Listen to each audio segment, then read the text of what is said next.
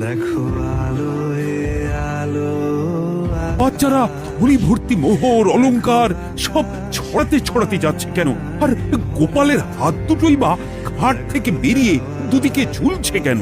মহারাজ, আর একটা ব্যাপার কি আপনি লক্ষ্য করেছেন? কি কি বলো তো? গোপালের দেহ কারা কাঁধে করে নিয়ে যাচ্ছে?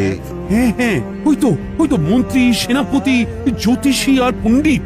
আসলে গোপালের এই শেষ যাত্রা আমাদের কিছু শিক্ষা দিয়ে যাচ্ছে মহারাজ। এই যে দেখুন, যারা গোপালকে সহ্য করতে পারত না, এখন তাদেরই কাঁধে গোপাল যাচ্ছে। তার মানে শেষ পর্যন্ত কেউই কারোর শত্রু থাকে না, সবাই মান অভিমান ভুলে কাঁধে কাঁধ মিলিয়ে পার করে দেয়। তাই তো, এই দৃশ্য তো সেই কথাই বলছে। আর ওই যে মোহর আর অলংকার ছড়িয়ে যাচ্ছে, সেটাও বুঝিয়ে দেয় যে এই অর্থ, সমৃদ্ধি সবই ফেলে একসময় চলে যেতে হবে।